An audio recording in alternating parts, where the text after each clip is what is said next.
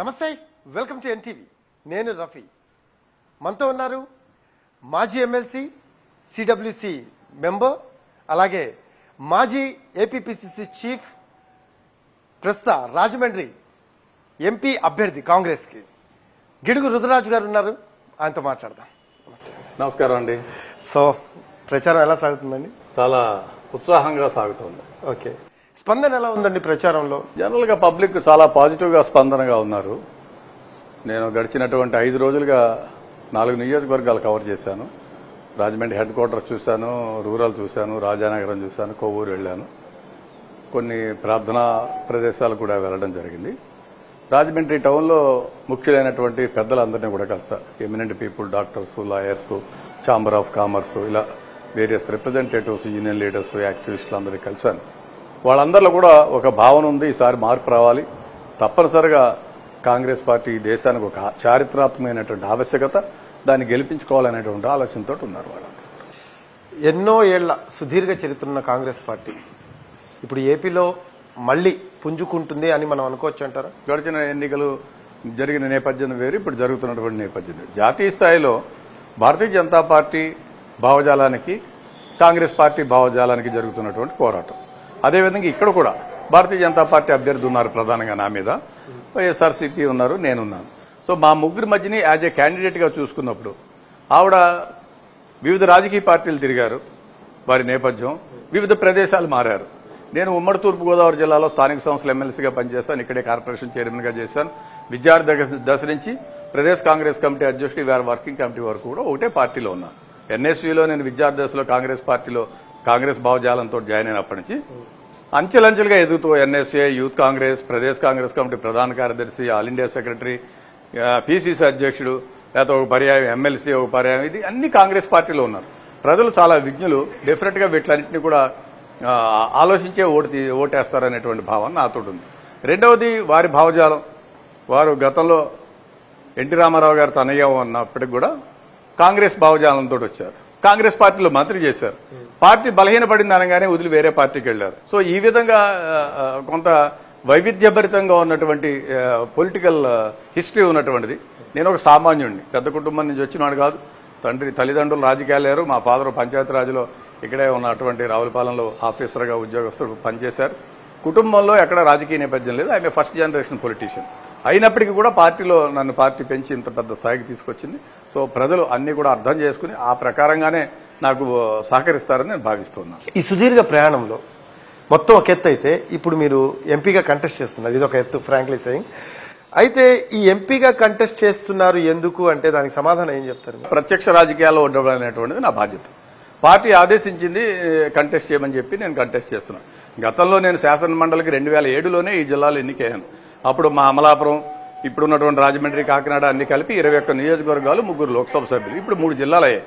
ఈ 3 జిల్లాలు కంబైన్డ్ గా ఉన్నప్పుడే నేను స్థానిక సంస్థల శాసన మండలి సభ్యుడిగా గెలిచినటువంటి పరిస్థితి. సో ఈ నేపథ్యంలో ప్రత్యక్ష రాజకీయాల్లో ఉండాలి, ప్రజలకు సేవ చేయాలి, మన సిద్ధాంతాన్ని, మా భావజాలాన్ని, కాంగ్రెస్ పార్టీ భావజాలాన్ని ప్రజల్లోకి తీసుకెళ్లాలని చెప్పేసి ఆలోచనతో ఉన్నాను. సో డెఫినెట్ గా కాంగ్రెస్ పార్టీ అభ్యర్థిగా ఈ ప్రాంతంలో ఉండి స్థానికంగా ఉన్నటువంటి సమస్యల మీద, ప్రధానంగా ఈ ప్రాంతంలో అనేకమైనటువంటి అభివృద్ధి సంక్షేమ కార్యక్రమాలు కాంగ్రెస్ పార్టీ చేసింది, వాటిలన్నింటినీ ప్రజలకు చేరువ చేయడంలో కానీ, అదేవిధంగా ఉన్నటువంటి సమస్యల మీద పార్లమెంట్లో పోరాడడం కోసం ఎంతో మంది పెద్దలు చేశారు. ఇక్కడ యూజువల్ గా మా పాత జిల్లాలో అందరూ అనుకుంటారు పొలిటికల్ మన క్యాపిటల్ కాకినాడ అనుకుంటారు. But historical capital is Rajahmundry. ఇక్కడ ఉన్నటువంటి వైబ్రేషన్స్ కానీ, ఇక్కడ ఉన్నటువంటి ఆ గొప్పతనం కానీ, ఇక్కడ ఉన్నటువంటి సంఘ సంస్కర్తలు కానీ, ఇక్కడ ఉన్నటువంటి మేధావులు కానీ, కవులు కానీ, వీళ్ళందరూ గొప్ప గొప్ప వాళ్ళకి జన్మనిచ్చినటువంటి ప్రదేశంలో నాకు పనిచేసేటువంటి అవకాశం, వాళ్ళకి సేవ చేసేటువంటి అవకాశం కల్పించడం చాలా ఆనందంగా భావిస్తాను. గిడుగు రుద్రరాజు బలం ఏంటి అంటే ఏం చెప్తారు? గిడుగు రుద్రరాజు బలం కాంగ్రెస్ పార్టీ బలం. నేను ఒక సామాన్యమైనటువంటి కార్యకర్తని. ఇందాక మీకు చెప్పా, కుటుంబ నేపథ్యం లేదు, ఆర్థికంగా లేదు, నేను only party commitment. Congress party నా ఊపిరి, కాంగ్రెస్ పార్టీ నా శ్వాస. నేను పీసీసీ ప్రెసిడెంట్ అయినప్పుడు కూడా నేను ఇదే చెప్పాను. సో నాకు కులం లేదు, ధనం లేదు, మతం లేదు. పార్టీ ఏమి చెప్తే అది చేసేటువంటి వ్యక్తిని. పార్టీ నన్ను పిలిచి మీరు పీసీసీ ప్రెసిడెంట్ గా ఉండాలని చెప్పారు. నేను పీసీసీ ప్రెసిడెంట్ గా ఉన్నాను. మళ్ళీ మా పార్టీ నిర్ణయం తీసుకుని షర్మిల గారిని పీసీసీ అధ్యక్షులు చేయాలన్నారు. విత్ ఇన్ నో టైంలో నేను రాజీనామా సమర్పించి షర్మిల గారు నా సోదరిమణి మా మహానేత రాజశేఖర రెడ్డి గారు తనే వస్తే మాకు ఆనందం అని చెప్పి ఇచ్చినటువంటి పరిస్థితి.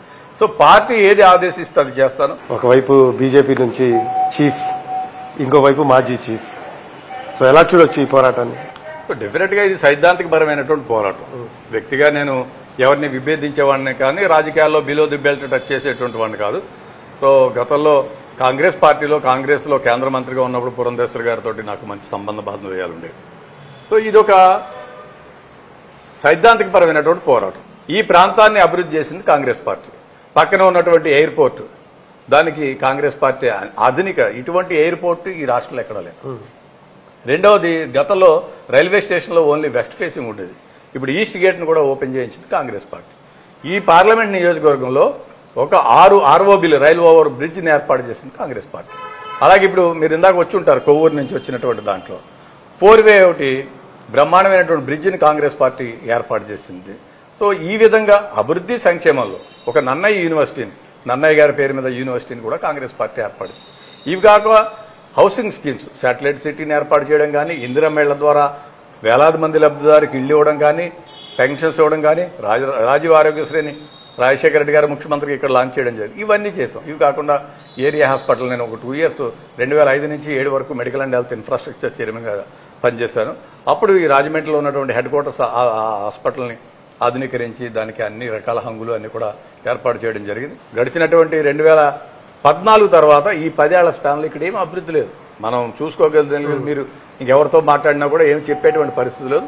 సో ఇదంతా మా బలం. ఇప్పుడు ఏదైతే అభివృద్ధి జరిగిందో అదంతా కేవలం కాంగ్రెస్ పార్టీ వల్లే అంటారు. ఇదంతా కాంగ్రెస్ పార్టీ 2004 నుంచి 2014 వరకు ఈ జరిగినటువంటి అభివృద్ధి సంక్షేమం, దీనికి నిధులను ఏర్పాటు చేయడంలో కానీ, దీని వర్క్ ఎగ్జిక్యూషన్ లో కానీ, మరి సంక్షేమం మేము చేసామంటుంది కదండి వైసీపీ చేసినటువంటి సంక్షేమం ఇప్పుడున్నటువంటి పరిస్థితుల్లో వాళ్ళు చేసినటువంటి సంక్షేమం అంటే సంపూర్ణ మద్య నిషేధం అనేటువంటి కాన్సెప్ట్ ని తీసుకుని వచ్చి అందరికీ మద్యం బాటిల్స్ అమ్మే విధంగా రకరకాల బ్రాండ్స్ నాచు రకం మందుని ప్రజలందరికీ కూడా వెళ్లే విధంగా చేసింది వైసీపీ పార్టీ చేసింది. వాళ్ళు చేసిన ఇంప్లిమెంటేషన్ ఏమీ లేదు.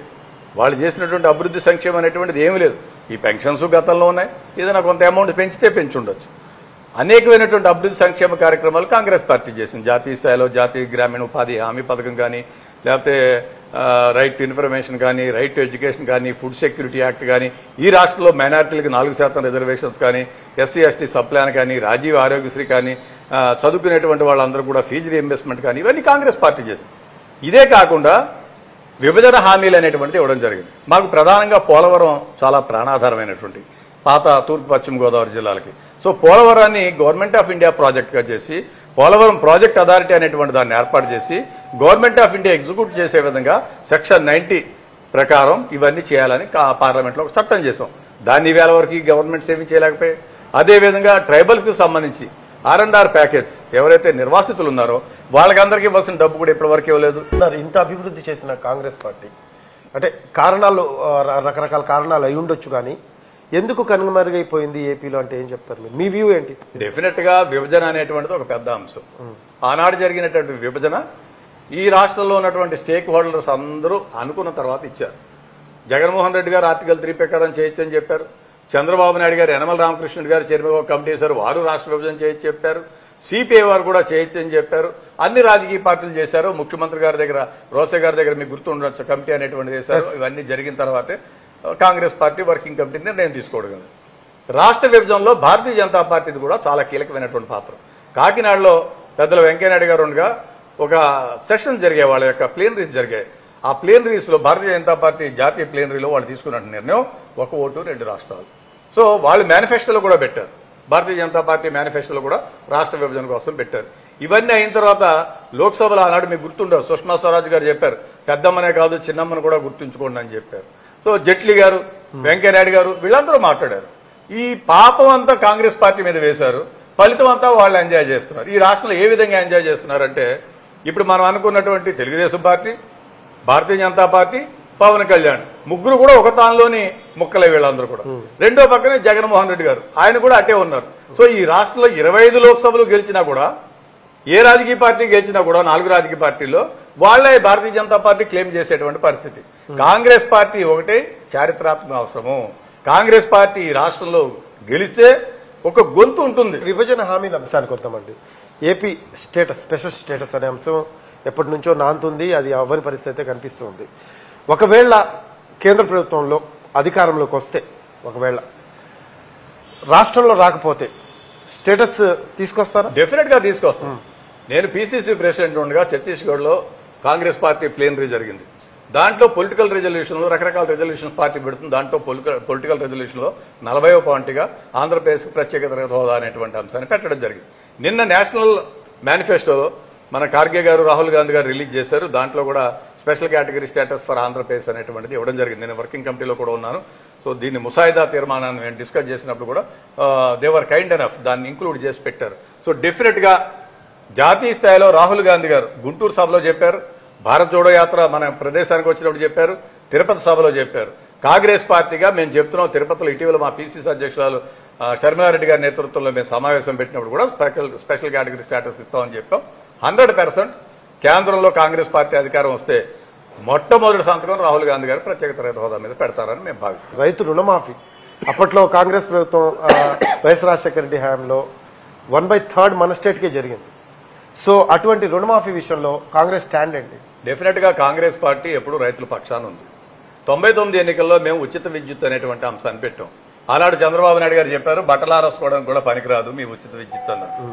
అదే పథకం ఈ వేళ వరకు అమల్లో ఉన్నటువంటి పరిస్థితి. అధికారంలోకి మేము రాలేకపోవచ్చు. 99లో 2004లో వచ్చాం. ఆ వేళ నుంచి ఈ వేళ వరకు జరుగుతుంది. యూపీఏ ప్రభుత్వం వచ్చిన తర్వాత 70,000 కోట్లకు పైబడి బకాయిలన్నింటినీ కూడా రద్దు చేయడం జరిగింది. దాంట్లో ఆంధ్రప్రదేశ్ ఎక్కువ బెనిఫిట్ పొందింది. ఎందుకంటే మన దగ్గర సన్నకారు, చిన్నకారు రైతులు ఉంటారు, కోఆపరేటివ్ మూవ్మెంట్ ఉంటుంది, ఎక్కువ మంది లోనింగ్ తోటే చేస్తూ ఉంటారు. సో డెఫినెట్ గా ఇప్పుడు వచ్చేటువంటి ఎన్నికల్లో కాంగ్రెస్ పార్టీ అధికారంలోకి వస్తే 2 లక్షల రూపాయలు మేము రుణమాఫీ చేస్తామని చెప్పి 9 అంశాలు మేము ప్రధానంగా పెట్టాం. దాంట్లో ఒక ప్రధానమైనటువంటి అంశం అదొకటి. రెండోది, స్వామినాథన్ కమిటీ సిఫార్సుల మేరకు ధాన్యాలకు కానీ, పంట వాటిలకు కానీ, పప్పులకు కానీ, దినుసులకు కానీ వీటిలన్నిటికీ కూడా మేము మద్దతు ధర ప్రకటించడంతో పాటు ప్రాఫిటబిలిటీ ఉండే విధంగా చర్యలు తీసుకోవాలని చెప్పి కాంగ్రెస్ పార్టీ భావిస్తోంది. Gidugu Rudraraju AP PCC chief గా చేశారు. ఆయన సక్సెస్ అయ్యారా దాంట్లో అంటే ఏం చెప్తారు? 100%. నా జీవిత కోరిక పిసిసి ప్రెసిడెంట్ కావాలని. నేను ఏనాడు పెద్ద ఉన్నతమైనటువంటి పదవులు కావాలి, లేకపోతే పెద్ద పెద్ద పదవులు కావాలని కోరుకోలేదు. ఓకే, ఏ రకంగా సక్సెస్ అయ్యారు? What you say? డెఫినెట్ గా నేను 14 నెలలు పనిచేశాను. పార్టీ యంత్రాంగాన్ని ఒక సిస్టమేటిక్ ధోరణితోటి చేయడం జరిగింది. అంటే మండల కమిటీల దగ్గర నుంచి పిసిసిలు, ఉపాధ్యక్షులు, ప్రధాన కార్యదర్శులు, మండలాధ్యక్షులు వేశాను, జిల్లాధ్యక్షులు వేశాను, కోఆర్డినేషన్ కమిటీలు వేశాను. First time in the history Kerala model తీసుకుని, కేరళలో పార్టీ ఏ విధంగా ఒక కంటెస్టెడ్ ఎమ్మెల్యే ఇన్ఛార్జిగా ఉండేవారు పూర్వం, ఇక్కడ ఆ మోడల్ తీసేసి వారిని కూడా ఒక బాధ్యులుగా చేసి వారితో పాటు కోఆర్డినేషన్ కమిటీ, సమన్వయ కమిటీ అనేసాం. ప్రతి సమన్వయ కమిటీకి పక్క నియోజకవర్గం నుంచి, అంటే ఇక్కడ వెస్టెడ్ ఇంట్రెస్ట్ లేని పొలిటీషియన్ తీసుకుని వచ్చి ఇన్ఛార్జీలుగా పెట్టాం. చాలా సక్సెస్ఫుల్ గా వర్కౌట్ అయింది. క్యాడర్ రిక్రూట్మెంట్ జరిగింది, కొత్త వాళ్ళు జాయిన్ అయ్యారు, వాళ్ళందరికీ అవకాశాలు, ఆపర్చునిటీస్ వచ్చేటువంటి పరిస్థితి ఉంది. సో డెఫినెట్ గా ఇట్ వాజ్ మోస్ట్ సక్సెస్ఫుల్. నాకు ఉన్నంత వరకు నేను చాలా మీరన్నట్టు ఇప్పుడు ఏపీలో మళ్ళీ తిరిగి కాంగ్రెస్ పుంజుకుందంటే కారణం మీరే అంటారు. నేను కూడా ఒకరిని, నాకన్నా ముందు శైలేంద్రనాథ్ గారు పనిచేశారు, వారికన్నా ముందు రఘువీరారెడ్డి గారు పనిచేశారు. It's a continuous process. పార్టీలో మనము అనే దానికి జీవితంలో ఒక మంచి ప్రాధాన్యత ఉంటుంది. నేను అనేకానికి ఐ కన్నా we. So it's a collective responsibility. నేనున్నా, నాతో పాటు నా వర్కింగ్ ప్రెసిడెంట్స్ పనిచేశారు, క్యాంపెయిన్ కమిటీస్ పనిచేశాయి, వివిధ మా జనరల్ సెక్రటరీ ఇన్ఛార్జెస్ పనిచేశారు. నన్ను అపాయింట్ చేసినప్పుడు పెద్దలు ఉమ్మన్ చాందీ గారు ఉండేవారు, మా సెక్రటరీస్ ఉండేవారు. వాళ్ళందరూ కలిపి మేమంతా ఒక టీం రెస్పాన్సిబిలిటీగా టీమ్ గా పనిచేస్తాం. ప్రస్తుతం పిసిసి చీఫ్ షర్మిలారెడ్డి గారితో ఎలా ఉంది అనుబంధం? ఎలా? చాలా బ్రహ్మాండమైన అనుబంధం, సోదరుల లెక్క ఉంటుంది, నాకు చాలా దగ్గరగా ఉంటుంది. రాజశేఖర రెడ్డి గారు నాకు అత్యంత సన్నిహితం. నా కుటుంబంలో నా కూతురు పుట్టినప్పుడు హాస్పిటల్కి వచ్చి 2 గంటలకు నా దగ్గర కూర్చున్నారు. నా తండ్రికి అమలాపురంలో బాగోలేదంటే బస్సు యాత్రలో వస్తే వారు నాతో ఉన్నారు. నా రాజకీయ ప్రస్థానంలో ఈ ఎదుగుదలలో కాంగ్రెస్ పార్టీ, రాజశేఖర రెడ్డి గారు, దే ఆర్ ఇన్సెపరబుల్. వాళ్ళిద్దరి వల్లనే నేను ఈవేళ ఈ స్థాయిలో ఉన్నాను. సో డెఫినెట్ గా చాలా ఆనందంగా నేను ఆవిడకి ఇమీడియట్ గా చెప్పా, అక్క మీరు వచ్చి అసైన్మెంట్ తీసుకుంటానంటే యూఆర్ మోస్ట్ వెల్కమ్ అన్నాను. 5 నిమిషాల్లో పార్టీ హైకమాండ్ ఏది చెప్తే దానికి శిరసా ఉంచి రాజీనామా చేశాను. హైకమాండ్ కూడా అంతే గొప్పగా నాకు రెస్పెక్ట్ ఇచ్చి, ఐ థింక్ ఇప్పుడు ఉన్నటువంటి పరిస్థితులు ఎవరిని కూడా ఇంత చిన్న వయసులో కాంగ్రెస్ వర్కింగ్ కమిటీకి హైయెస్ట్ పాలసీ డెసిషన్ మేకింగ్ బాడీలో నాకు అవకాశం కల్పించారు. అది రాహుల్ గాంధీ గారికి, మల్లికార్జున ఖార్గే గారికి, మా కేసీ వేణుగోపాల్ గారికి, పార్టీ పెద్దలందరికీ కూడా కృతజ్ఞత. ఎందుకంటే అవుట్ గోయింగ్ పిసిసి ప్రెసిడెంట్ని అంత విధంగా గౌరవించడం అనేటువంటిది జరిగేటువంటి సాంప్రదాయం కాంగ్రెస్ పార్టీలో. ఆ విధంగానే నన్ను గౌరవించారు. I'm very thankful to them. అబ్కి బార్ 400 పార్ అంటున్నారు మోడీ. మరి బీజేపీపై మీ కామెంట్స్ ఏంటంటే? భారతీయ జనతా పార్టీ ఒక సైకలాజికల్ గేమ్ ఆడుతోందని నేను భావిస్తున్నాను. 400 సీట్లు వచ్చేటువంటి పరిస్థితిలో ఈ రాష్ట్రంలో చంద్రబాబు నాయుడుతో కలుస్తాడని నేను భావించలేదు. ఎందుకంటే ఆయనకైనా ఉండాలి, ఈయనకైనా ఉండాలి. తిట్టి గడిచినటువంటి 5 ఏళ్లుగా అనేకమైనటువంటి ప్రెస్ కాన్ఫరెన్స్ పెట్టినటువంటి వ్యక్తితోటి బలహీనపడ్డారు కాబట్టి నరేంద్ర మోడీ గారు భారతీయ జనతా పార్టీ ఇక్కడ కలిశారు. అక్కడ ఒరిస్సాలో కలవాలని ప్రయత్నం చేశారు.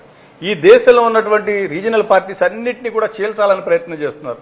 మమతా బెనర్జీ గారి మీద ఇష్యూ, కేజ్రీవాల్ అరెస్ట్ చేసి లోపల పెట్టడం, జార్ఖండ్లో మా అలయన్స్ పార్ట్నర్గా ఉన్నటువంటి ముఖ్యమంత్రిని బలవంత పెట్టి లొంగ తీసుకోవాలని ప్రయత్నం చేస్తే ఒక ట్రైబల్ ముఖ్యమంత్రి ఆయన నేను రాను కాంగ్రెస్ పార్టీలో ఉంటానంటే ఆయన జైల్లో పెట్టడం, ఇవన్నీ చూసిన తర్వాత అర్థమవట్లేదా?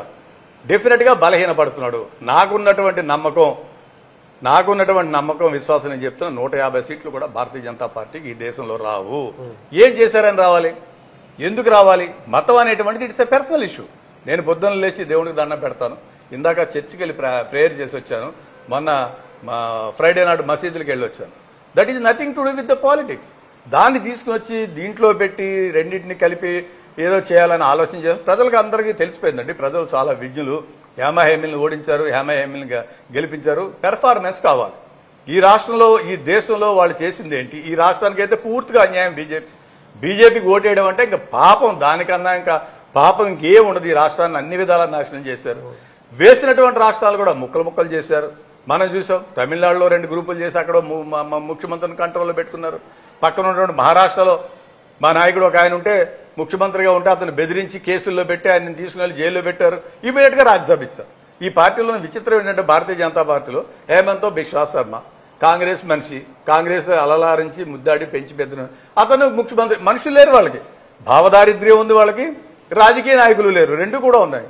ఈ నేపథ్యం ఉత్తరప్రదేశ్ మా పార్టీ లీడర్ని తీసుకుంటారు, మధ్యప్రదేశ్ మా పార్టీ లీడర్ని సింధియాని తీసుకుని మంత్రి చేస్తారు. సగం బీజేపీ కాంగ్రెస్ ఉందంట. అసలు మనుషులే లేరు వాళ్ళకి. There is no recruit. వాళ్ళ సిద్ధాంతాన్ని నమ్మేవాళ్ళు లేరు. ఎవరైతే పవర్ మాంగర్స్ ఉన్నారో వాళ్ళందరూ వెళ్ళిపోతున్నారు. వాళ్ళని సిబిఐ ఇప్పుడు మనం ఈ రాష్ట్రంలో ఉంది. గతంలో వివిధ రాజకీయ పార్టీల్లో పనిచేసేవారు, వాళ్ళు రాజ్యసభలో ఉండేవారు. వాళ్ళని బెదిరియంగానే సిబిఐ ఈడీ రాగానే వెళ్ళిపోయి బీజేపీలో జాయిన్. వాళ్ళే ఇప్పుడు బీజేపీ అభ్యర్థులు ఎమ్మెల్యేలుగా. అంటే ఏంటి, ఏ మెసేజ్ పంపబోతోంది సమాజానికి? 400 అనేటువంటిది ఒక సైకలాజిగా అంటున్నాడు. డెఫినెట్ గా ఈ దేశంలో జరిగేటువంటి ఎన్నికల్లో ఒక అండర్ కరెంట్ ఉంది. రాహుల్ గాంధీ గారి భారత్ జోడో యాత్ర తర్వాత కర్ణాటకలో చూస్తాం. అవేళ కర్ణాటక రాదని చెప్పారు. ముఖ్యమంత్రి అతనే పార్టీ అధ్యక్షుడిగా అతనే కర్ణాటక ముఖ్యమంత్రిగా తిరిగారు. వచ్చిందా? ప్రధానమంత్రిగా పనిచేసినటువంటి వ్యక్తి. తర్వాత తెలంగాణ వచ్చారు, అన్ని మీటింగ్లు పెట్టాను. వచ్చిందా? ఆంధ్రాలో కూడా అంతా జరిగిపోతుంది, దేశంలో కూడా జనంలో ముసుగు తొలగిపోయింది. మోడీ మాస్క్ పోయింది. రైట్. మీ ప్రధాన ప్రత్యర్థి ఇక్కడ రాజమండ్రిలో పార్లమెంట్ స్థానానికి ఎవరు అంటే టీడీపీ, జనసేన, వైసీపీనా, బీజేపీ? అంటే వాళ్ళు నలుగురు ఒకటే. పైకి ఏదో ఇది చేస్తున్నారు కానీ దోబూచులాట జగన్మోహన్ రెడ్డి గారు, వాళ్ళకన్నా ఎక్కువ లాయలిస్టు నరేంద్ర మోడీ గారికి. అసలు వీళ్ళు వెళ్ళిన వెంటనే ఆయన వెళ్ళి కలిసి వచ్చి మళ్ళీ ఇమీడియట్ గా మాట్లాడుకొస్తున్నారు. సో ఇక్కడ జరిగేటువంటి ఎన్నికల్లో పురంధేశ్వర్ గారు కానీ వైసీపీ అభ్యర్థి కానీ ఇద్దరు ఒకటే. ఆ 3 రాజకీయ పార్టీలు ప్లస్ ఈ రాజకీయ పార్టీ నలుగురు ఒకటే. కాంగ్రెస్ పార్టీ ఒకటే ప్రజల పక్షాన ఉంది. ప్రజా గొంతు, ప్రజల గళం, ప్రజల వాయిస్ వినిపించేది రుద్రరాజు కాబట్టి ఇక్కడి నుంచి ప్రజలందరూ కూడా తప్పనిసరిగా నన్ను ఆశీర్వదిస్తారనేటువంటి భావన నాలో ఉంది.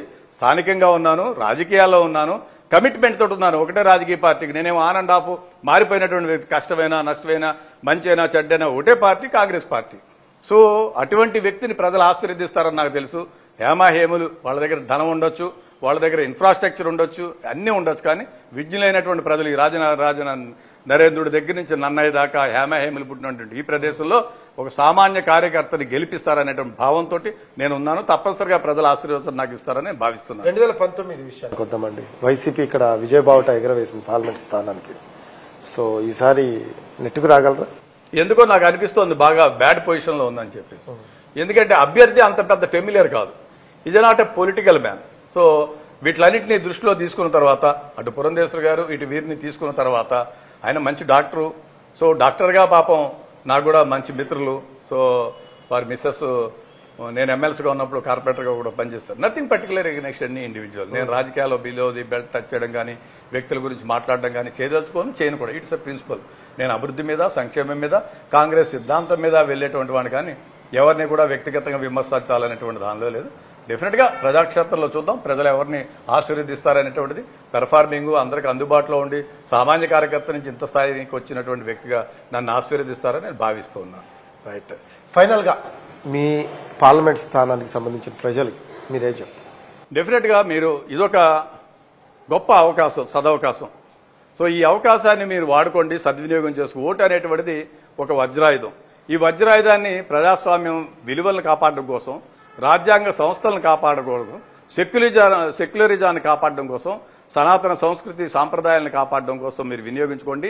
ఈ ప్రాంతంలో చారిత్రక పురుషులు ఎంతో మంది పుట్టినటువంటి ఈ నేపథ్యంలో రాజరాజ నరేంద్రుడు, నన్నయ్య, ఇందాక నేను చెప్పినటువంటి అనేక మంది ఫ్రీడమ్ ఫైటర్స్ పుట్టినటువంటి ప్రాంతంలో ఒక సంస్కారం కలిగినటువంటి వ్యక్తిగా, సామాన్య కుటుంబం నుంచి వచ్చినటువంటి వ్యక్తిగా, నీతి నిజాయితీతోటి ఇన్ని సంవత్సరాలు రాజకీయాల్లో ఒక సామాన్య కార్యకర్తగా పనిచేసినటువంటి వ్యక్తిగా నాకు ఒక అవకాశం ఇవ్వండి.